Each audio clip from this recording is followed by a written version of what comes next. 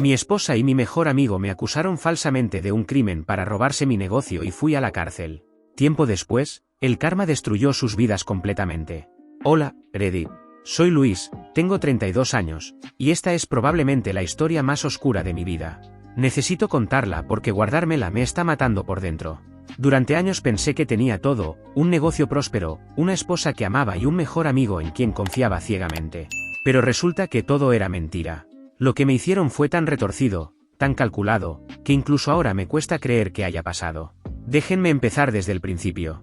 Heredé una casa enorme de mi abuelo cuando tenía 20 y tantos años. Era una vieja construcción de 2 pisos en una zona turística, con 6 habitaciones amplias y un patio trasero que daba a un jardín medio salvaje pero lleno de árboles.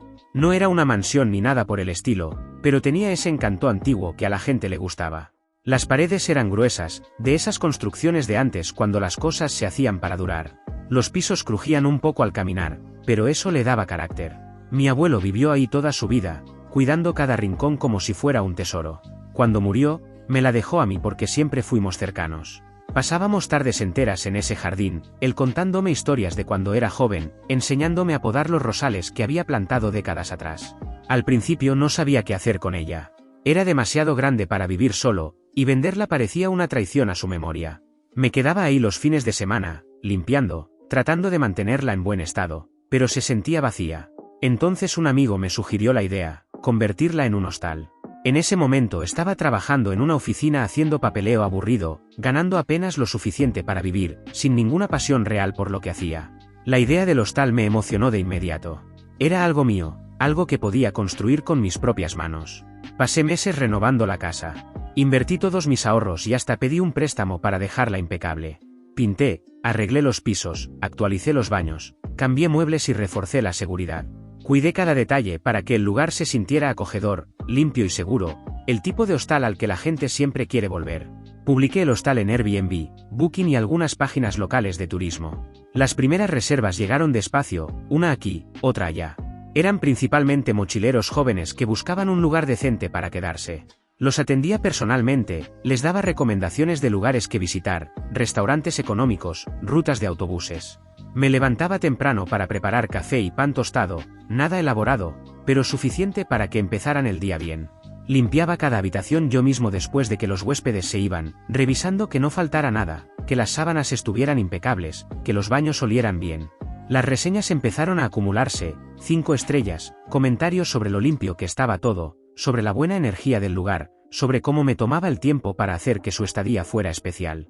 Una pareja de Francia escribió que se sintieron como en casa. Un grupo de estudiantes alemanes dijeron que era el mejor hostal en el que habían estado. En menos de un año, el hostal estaba casi siempre lleno. Tenía reservas con semanas de anticipación, especialmente durante temporada alta. Era agotador levantarme antes del amanecer, contestar mensajes a medianoche, estar siempre disponible, pero era mi orgullo. Cada reseña positiva me hacía sentir que estaba haciendo algo bien, que estaba honrando la memoria de mi abuelo convirtiendo su casa en un lugar que traía alegría a otras personas. Ahí es donde entra Paula. Nos conocimos en una fiesta de amigos en común. Fue una de esas noches donde todo fluye naturalmente. Hablamos durante horas sobre todo y nada, películas, viajes, nuestros trabajos, nuestros sueños. Era inteligente, tenía opiniones interesantes sobre cualquier tema, y su risa era contagiosa. Trabajaba como diseñadora gráfica freelance, así que tenía horarios flexibles y podía trabajar desde cualquier lugar. Empezamos a salir. Al principio eran citas normales, cine, cenas, caminatas por el parque. Pero rápidamente se volvió algo más serio. Paula empezó a pasar más tiempo en el hostal. Al principio solo venía de visita, se quedaba en mi habitación mientras yo atendía a los huéspedes. Pero poco a poco empezó a involucrarse. Diseñó un logo nuevo para el hostal, algo simple pero profesional. Creó perfiles en redes sociales y empezó a publicar fotos del lugar, de los huéspedes felices, del jardín al amanecer. Las reservas aumentaron gracias a eso. Me ayudaba a doblar sábanas, a organizar el cuarto de limpieza, a veces atendía a los huéspedes cuando yo tenía que salir a comprar provisiones. Nos casamos después de 2 años de relación. Fue una boda pequeña, solo amigos cercanos y familia. Nada elegante, pero fue perfecto. Paula se mudó conmigo oficialmente y se convirtió en parte integral del negocio. Yo pensaba que éramos el equipo perfecto, que estábamos construyendo algo juntos. Luego estaba Mateo. Mateo había sido mi mejor amigo desde la secundaria. Nos conocimos en el equipo de fútbol, yo era defensa y el delantero. Pasábamos los fines de semana jugando partidos en la cancha del barrio, después nos íbamos a comer tacos y a hablar de nuestros planes para el futuro. Él quería ser ingeniero, yo no tenía idea de qué hacer con mi vida. Éramos inseparables. Cuando crecimos, seguimos en contacto aunque nuestras vidas tomaron caminos diferentes. Él consiguió trabajo en una empresa de logística, algo aburrido pero estable. Yo seguía con trabajos temporales hasta que heredé la casa. Cuando el hostal empezó a crecer y necesitaba ayuda extra, pensé en Mateo de inmediato. Justo en ese momento él estaba pasando por un mal momento laboral. Lo habían despedido de la empresa por recortes de personal, estaba desempleado y luchando por encontrar algo nuevo. Le ofrecí trabajar conmigo. Al principio era solo algo temporal, un favor entre amigos, pero Mateo resultó ser bueno en el trabajo. Le gustaba el ambiente relajado del hostal, era organizado con las reservas, manejaba bien los pagos, se quedaba a cargo cuando yo tenía que viajar para renovar permisos o conseguir proveedores mejores. Con el tiempo, se volvió indispensable. Paula, Mateo y yo nos volvimos un trío inseparable. Cenábamos juntos casi todas las noches, veíamos películas en la sala después de que los huéspedes se iban a sus habitaciones, planeábamos mejoras para el hostal, tal vez agregar una terraza en el techo, tal vez ofrecer tours guiados, tal vez expandirnos a otra propiedad. Yo pensaba que tenía suerte, que estaba viviendo el sueño, un negocio exitoso, una esposa que amaba, un mejor amigo que me apoyaba. No podía imaginar que todo era una mentira cuidadosamente construida. Paula y Mateo estaban juntos a mis espaldas. No sé cuándo empezó exactamente, pero sospecho que fue mucho antes de lo que me gustaría admitir, quizá desde que Mateo comenzó a trabajar conmigo o incluso antes. Nunca sabré la verdad completa porque ninguno de los dos tuvo el valor de decírmela. Y no solo me engañaban, estaban planeando algo mucho peor. Querían quedarse con todo, la casa, el negocio, y sacarme del camino como si yo fuera un estorbo en sus planes. Un día, todo explotó. Fue como una pesadilla de la que no podía despertar. Era temprano por la mañana, acababa de despedir a unos huéspedes australianos que se iban al aeropuerto. Les había preparado café para llevar y les había dado indicaciones de cómo llegar. Estaba de buen humor, pensando que el día sería tranquilo porque no llegaban huéspedes nuevos hasta la tarde. Entonces escuché las sirenas. 2 patrullas de policía se detuvieron frente a la casa. Al principio pensé que era algún problema menor, tal vez una queja de los vecinos por ruido aunque nunca habíamos tenido problemas con eso, o tal vez algún accidente en la calle. Pero cuando bajaron 4 oficiales con expresiones serias, supe que era algo grave. Tocaron a la puerta con fuerza. Abrí nervioso, sin entender qué pasaba. Uno de los oficiales me mostró una orden de inspección. Dijeron que habían recibido una denuncia anónima sobre actividades sospechosas en el hostal, posible tráfico de sustancias ilícitas. No entendía nada. ¿Sustancias ilícitas? El hostal estaba completamente legal, todos mis permisos estaban en orden, nunca había tenido problemas con las autoridades, nunca había recibido una sola queja formal. Les dije que debía ser un error, que podían revisar lo que quisieran porque no tenían nada que encontrar. Los dejé pasar. ¿Qué más podía hacer? Negarme solo me haría ver culpable. Empezaron a revisar las habitaciones una por una. Paula estaba en la cocina, supuestamente preparando desayuno para nosotros, pero cuando pasé por ahí la vi nerviosa, mordiéndose las uñas, evitando mi mirada. Le pregunté si estaba bien y solo asintió sin decir nada. Mateo no estaba, había salido temprano diciendo que tenía que hacer unas compras en el mercado. Pensé que era extraño que saliera tan temprano, pero no le di importancia. Los policías revisaron 3 habitaciones sin encontrar nada. Movían colchones, abrían armarios, revisaban cajones. Todo estaba limpio, ordenado, exactamente como debía estar. Yo empezaba a relajarme, pensando que se darían cuenta de que era una falsa alarma y se irían. Pero cuando llegaron a la 4ª habitación, la más grande, la que yo normalmente limpiaba personalmente porque era la más solicitada y quería asegurarme de que estuviera perfecta, todo cambió. Uno de los oficiales abrió el armario, movió algunas toallas que estaban dobladas en el estante superior, y sacó un bolso deportivo negro que yo nunca había visto en mi vida.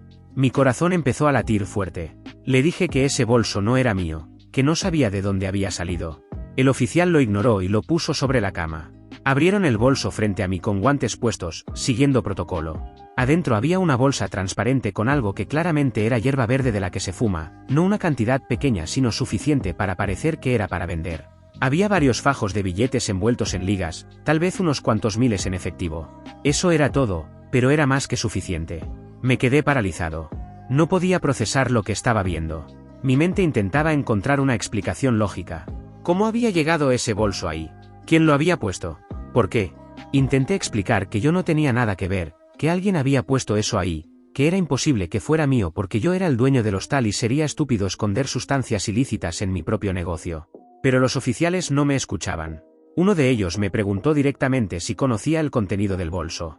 Dije que no, que nunca lo había visto. Me preguntaron si alguien más tenía acceso a las habitaciones. Dije que sí, que Paula mi esposa y Mateo mi empleado también tenían llaves maestras y podían entrar a cualquier habitación. Entonces apareció Paula. Entró a la habitación llorando, con los ojos rojos como si hubiera estado llorando por horas, temblando como una hoja. Se aferró a uno de los oficiales y dijo entre sollozos: yo sospechaba que algo raro estaba pasando. Luis ha estado actuando extraño últimamente. Desaparece a veces sin decir a dónde va, recibe llamadas que no quiere que escuche, se pone nervioso cuando pregunto cosas. Tenía miedo de decir algo porque pensé que estaba siendo paranoica, pero ahora tiene sentido. Dios mío, no puedo creer que esté pasando esto en mi propia casa. Su actuación fue perfecta, digna de un premio. Lágrimas reales, voz quebrada, el cuerpo entero temblando. Los policías la consolaron, le dijeron que había hecho bien en confiar en su instinto, que era valiente por hablar. Yo la miraba incrédulo, sintiéndome como si estuviera en otra dimensión. ¿Qué demonios estaba diciendo? Intenté defenderme, grité que ella estaba mintiendo, que todo era una trampa, que yo nunca había hecho nada de lo que me acusaban. Pero solo conseguí que los oficiales me vieran como más sospechoso.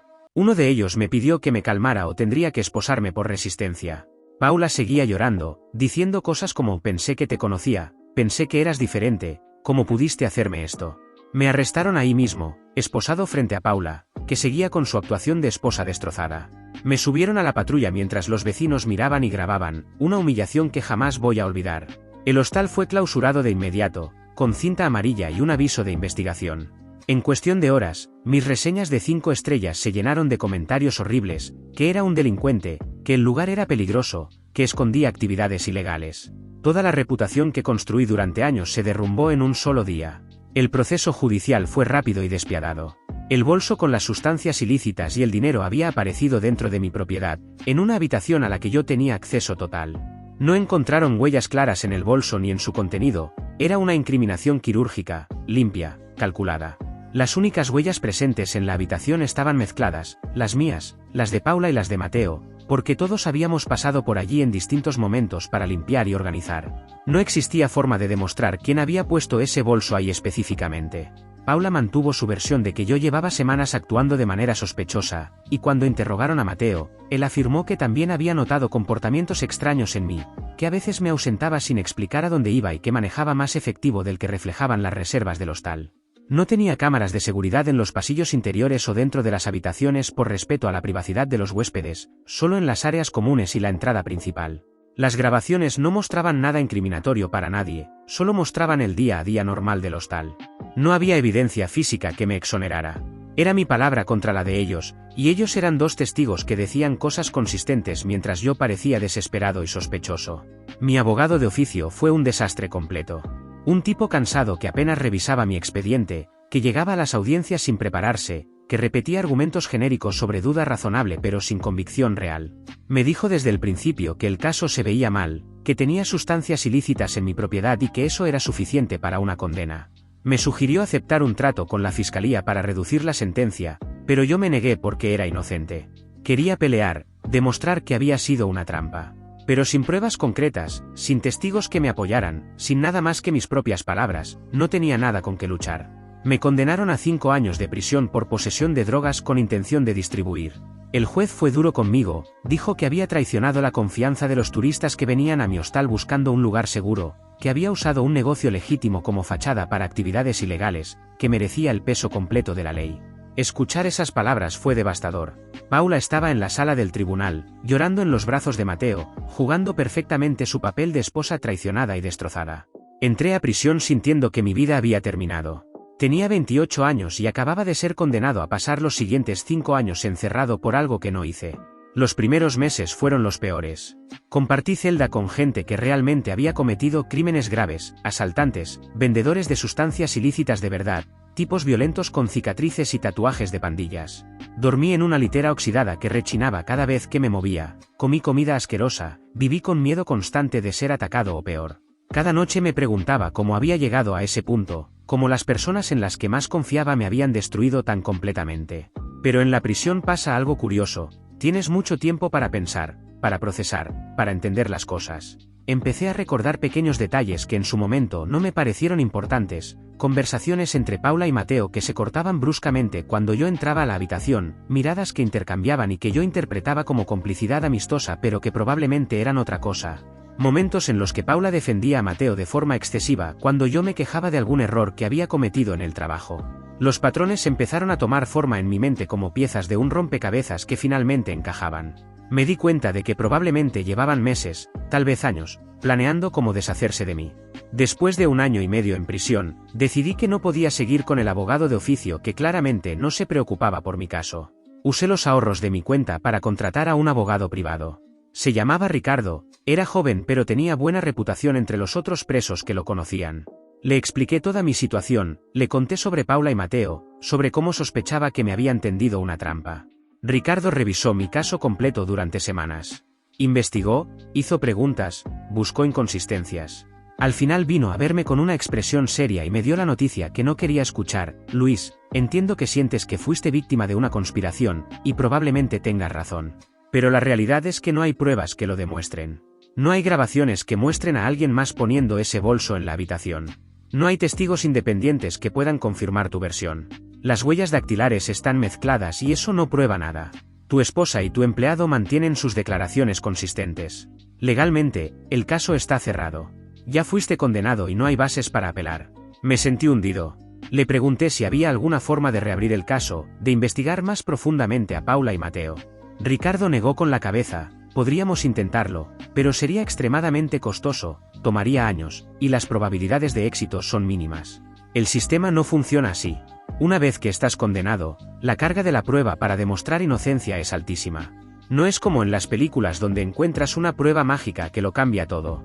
Lo siento, Luis. Pero Ricardo no me dejó completamente sin opciones. Me explicó que sí podía ayudarme con otra cosa, el divorcio y la división de bienes. Me dijo, tu esposa va a intentar quedarse con todo. La casa, el negocio, tus ahorros. Si no hacemos algo ahora, vas a salir de aquí sin nada. Tenemos que pelear por lo que te corresponde legalmente, aunque sea una parte.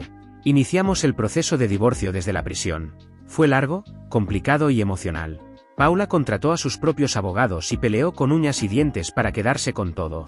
Argumentaba que ella había contribuido al negocio, que había invertido tiempo y esfuerzo, que merecía la propiedad porque yo había destruido el hostal con mis actividades criminales. Mateo apareció como testigo apoyándola en todo, diciendo que él también había trabajado duro para hacer crecer el negocio y que yo no merecía nada. Ricardo fue persistente. Demostró que la casa originalmente había sido mi herencia, que yo había invertido mi propio dinero en las renovaciones, que el negocio estaba registrado únicamente a mi nombre. Argumentó que aunque yo estuviera condenado por un crimen, eso no le daba derecho a Paula de quedarse con todo lo que legalmente me pertenecía. Después de meses de audiencias, de negociaciones tensas, de peleas legales, llegamos a un acuerdo que ninguno de los dos quería pero que ambos tuvimos que aceptar. Paula se quedaría con la propiedad, la casa y el hostal. Ricardo me explicó que eso era inevitable, ella vivía allí, podía argumentar que había contribuido al negocio, y siendo realistas, yo no tenía forma de administrar nada desde prisión. Pero, a cambio, yo conservaría nuestros ahorros. No era una suma millonaria, pero sí un monto significativo, el dinero que habíamos guardado durante años para nuestro futuro, para posibles hijos, para comprar otra propiedad algún día. Eran ahorros construidos con mi trabajo diario, atendiendo huéspedes, limpiando habitaciones y dedicando horas interminables al hostal. Ese dinero estaba a mi nombre, en una cuenta separada, y Ricardo logró protegerlo. El acuerdo se firmó cuando llevaba 1 año y medio en prisión. Paula consiguió la casa pero yo conservé mis ahorros.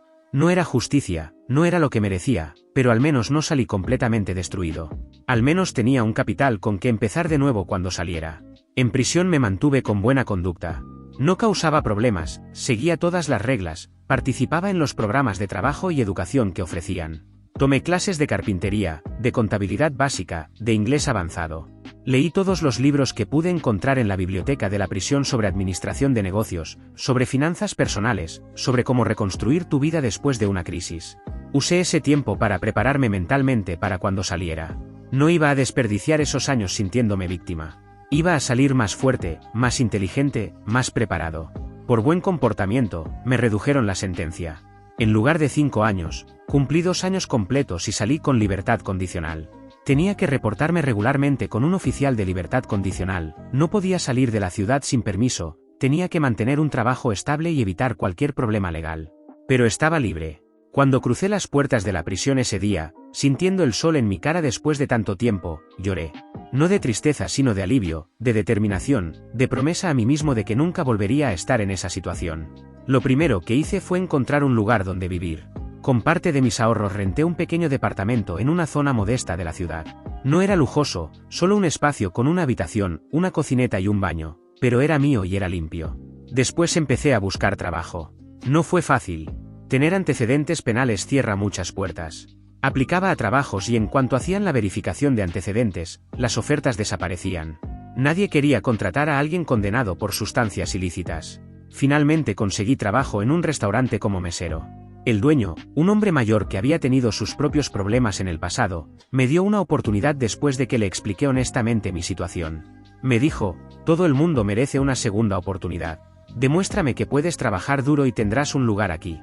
No era glamoroso. Tenía que sonreír a clientes groseros, limpiar mesas, cargar bandejas pesadas, trabajar turnos dobles para ganar lo suficiente para pagar la renta, la comida y ahorrar. Pero era honesto, era legal, y me mantenía ocupado. Mientras yo estaba en prisión, y también después de mi salida, Paula y Mateo reabrieron el hostal. Se aprovecharon de todo lo que yo había construido, mi reputación, mis contactos, mis estrategias de marketing, cada detalle que me había tomado años aprender. Pero ahí es donde todo empieza a desmoronarse para ellos. Ninguno de los dos sabía realmente cómo manejar un negocio. Yo era quien hacía todo el trabajo invisible que ellos jamás valoraron, limpiar a las 3 de la madrugada cuando llegaban huéspedes tardíos, cuidar cada detalle, atender con amabilidad incluso cuando estaba agotado, llevar la contabilidad al centavo, hacer mantenimiento preventivo, negociar con proveedores para conseguir buenos precios. Ellos solo habían visto el dinero entrando y asumieron que el hostal funcionaba solo. Las reseñas empezaron a empeorar rápidamente. Los huéspedes se quejaban de que las habitaciones estaban sucias, de que había cucarachas en los baños, de que las sábanas olían mal, de que nadie respondía a sus mensajes cuando tenían problemas, de que el servicio era pésimo y grosero. Las reservas cayeron en picada. El hostal que antes estaba siempre lleno ahora tenía habitaciones vacías la mayor parte del tiempo. Paula y Mateo intentaron contratar gente para que hiciera el trabajo que yo hacía, pero no querían pagar salarios decentes, así que solo conseguían empleados que duraban días antes de renunciar. Y aquí es donde la historia da un giro que jamás vi venir, revelando la verdad. Cuando salí de prisión, uno de los pocos amigos que nunca me dio la espalda llamado Máximo, un hombre que siempre creyó en mi inocencia, me contó lo que realmente estaba pasando con Paula y Mateo. Según él, desde hacía bastante tiempo ambos se habían vuelto adictos a las apuestas deportivas en línea y a cualquier plataforma de juegos que encontraran. Gastaban todo el dinero que entraba, y más, apostando en partidos de fútbol, juegos de casino, carreras de caballos, peleas, etc., cualquier cosa donde pudieran poner dinero. A veces ganaban y eso los hacía creerse expertos, como si tuvieran un sistema infalible. Pero, como siempre ocurre con las apuestas, terminaron perdiendo mucho más de lo que ganaban. Cuando caían, intentaban recuperarse apostando el doble, entrando en el ciclo clásico del jugador compulsivo. Las deudas empezaron a acumularse rápidamente. No podían pagar a los proveedores de sábanas y toallas, tampoco los servicios básicos ni el mantenimiento del edificio. El hostal empezó a deteriorarse, pintura descascarada, jardín lleno de maleza, goteras sin reparar. Desesperados y sin aceptar que habían fracasado, recurrieron a prestamistas, pero no a los del banco. No, fueron con gente peligrosa, gente del bajo mundo que prestaba dinero con intereses abusivos. Y aquí es donde empieza a aclararse todo. Mi amigo me contó que probablemente Mateo ya tenía contacto con esa gente desde antes, que ya se movía en negocios ilegales a mis espaldas. Tiene todo el sentido. Es muy posible que de ahí mismo, de esos tratos sucios con narcotraficantes y mafiosos, haya salido la bolsa con sustancias ilícitas y dinero que usaron para incriminarme. Pidieron grandes cantidades de dinero prometiendo que el hostal les daría ganancias suficientes para pagar en pocas semanas, pero nunca pasó. El dinero entraba y salía inmediatamente en apuestas, en lujos innecesarios, en mantener una fachada de éxito que no existía. Seguían apostando, seguían perdiendo, seguían pidiendo más prestado para cubrir las deudas anteriores. Era un ciclo vicioso y autodestructivo del que no podían salir. Los intereses se acumulaban, las amenazas empezaban a llegar, primero llamadas, luego visitas intimidantes de hombres grandes con caras serias que dejaban mensajes claros. Yo seguía adelante con mi vida. El restaurante donde trabajaba me ascendió a encargado de turno después de 6 meses. No era mucho, pero era estable y me daba cierta autoridad. Empecé a tomar clases nocturnas de administración hotelera en una escuela técnica, pensando que algún día, cuando tuviera oportunidad, podría volver a tener mi propio negocio. Aprendí de mis errores, principalmente sobre confiar demasiado en las personas equivocadas. Conocí gente buena en el restaurante, gente trabajadora que me apoyó sin saber toda mi historia, sin juzgarme por mi pasado. Empecé a sentir que tal vez, solo tal vez, las cosas iban a estar bien eventualmente. Y entonces otro día, Máximo me contó lo que estaba pasando con Paula y Mateo. Los prestamistas eventualmente se cansaron de esperar y de las excusas. Les quitaron la casa directamente, se la embargaron para cubrir parte de la deuda que seguía creciendo, pero ni siquiera eso fue suficiente para cubrir todo lo que debían. El hostal se cerró definitivamente, ahora en manos de gente peligrosa. Todavía debían cantidades enormes de dinero, y esa gente no acepta bancarrotas ni perdones. A partir de ahí, las cosas se pusieron realmente oscuras. A Mateo lo obligaron a trabajar para la organización criminal. Le asignaron favores que al principio eran simples. Entregar paquetes de un lugar a otro sin preguntar qué había adentro, recoger dinero de negocios que debían protección, intimidar a otros deudores que no pagaban a tiempo. Pero eventualmente lo fueron metiendo en cosas peores, más peligrosas, más directamente criminales. El estrés de esa vida lo destruyó mentalmente. No podía dormir, vivía con miedo constante de ser arrestado o asesinado, no podía confiar en nadie. Máximo me contó que, para soportar ese estilo de vida, Mateo había empezado a consumir sustancias ilícitas, y el deterioro se le veía en la cara. Primero el polvo blanco que todos conocemos, para mantenerse despierto y alerta durante trabajos nocturnos y luego cosas peores para escapar de la realidad. Se volvió adicto rápidamente. Y como adicto, su deuda creció aún más porque ahora también debía por las sustancias ilícitas que consumía, que por supuesto le vendían los mismos para quienes trabajaba. Paula tuvo un destino aún peor. No tenía habilidades que la organización pudiera usar para trabajos criminales, así que la obligaron a vender su cuerpo para pagar la deuda. Al principio tuvo que trabajar directamente para los jefes, pero con el tiempo, cuando su salud y su ánimo estaban muy deteriorados, la enviaron a trabajar en lugares bastante turbios, sitios donde las personas vulnerables eran explotadas y no tenían prácticamente opciones reales para salir de esa situación. También cayó en las sustancias ilícitas como forma de escape, de olvidar lo que tenía que hacer cada noche para sobrevivir. Su adicción empeoró rápidamente, consumiendo todo el dinero que ganaba, perpetuando el ciclo de deuda. Me enteré de todo esto en fragmentos, a través de lo que Máximo me iba contando. Cada detalle me dejaba en shock, pero al mismo tiempo no podía evitar sentir que el karma estaba haciendo su trabajo. Yo seguía avanzando con mi vida, y la vida misma se estaba encargando de poner cada pieza en su lugar. Una noche, cuando salía tarde del restaurante después de un turno nocturno agotador, tomé un atajo por una zona que normalmente evitaba por lo peligrosa que era. Quería llegar más rápido a la parada del autobús. Fue entonces cuando la vi. Paula estaba en una esquina mal iluminada del centro, demacrada, con ropa ajustada y un maquillaje exagerado que no alcanzaba a ocultar lo enferma que lucía. Se estaba ofreciendo a los autos que pasaban. Al principio no la reconocí, había cambiado demasiado. Estaba peligrosamente delgada, con la mirada perdida de alguien que ya no está realmente ahí. Pero era ella. Me quedé paralizado, escondido en la sombra de un edificio, observando. Parte de mí quería acercarme, preguntarle cómo había llegado a ese punto, pero otra parte más fuerte me mantenía quieto. Entonces la vi reaccionar cuando un auto se detuvo. Se acercó a la ventana, negoció, subió. Desapareció en la noche. Me fui de ahí sin sentir nada. No hubo tristeza, pero tampoco alegría. Solo una especie de vacío extraño, como si ya no quedara en mí ninguna emoción relacionada con ella. Después de todo lo que me hicieron vivir, verla así no me generaba satisfacción ni compasión. Semanas después, vi a Mateo. Fue igualmente accidental. Estaba comprando cosas en una tienda de conveniencia cuando lo vi pasar por la ventana. Estaba irreconocible, sucio, con ropa vieja, los ojos hundidos característicos de alguien que consume sustancias ilícitas pesadas. Caminaba rápido, mirando constantemente hacia atrás como si alguien lo persiguiera. Llevaba una mochila que probablemente contenía algo ilegal. Pasó frente a la tienda y desapareció en un callejón. No intenté seguirlo. No quería saber más. La vida había hecho su trabajo. Yo no había tenido que planear venganza, no había tenido que mover un dedo contra ellos. Sus propias decisiones, su codicia, su falta de ética, los había llevado exactamente a donde estaban. Ellos cavaron su propia tumba desde el día que decidieron destruirme. Yo solo sobreviví para verlos caer, y ni siquiera sentí la satisfacción que pensé que sentiría. Solo sentí vacío. Pasé por fuera de lo que fue mi hostal hace algunos meses. Ahora está cerrado permanentemente, con ventanas rotas y un letrero desteñido que apenas se puede leer. Se ve claramente que ahí adentro pasa algo turbio, hay movimiento extraño a horas raras, autos caros que llegan y se van rápido, gente sospechosa entrando y saliendo. Probablemente operaciones de droga o peor. Pero ya no me importa.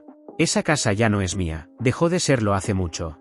Los recuerdos de mi abuelo están en mi corazón, no en esas paredes que ahora están manchadas por actividades criminales. Mi vida siguió adelante. Dejé el restaurante cuando conseguí una mejor oportunidad en una cadena hotelera que estaba contratando personal para una nueva sucursal. Mi experiencia con el hostal, a pesar de cómo terminó, me sirvió.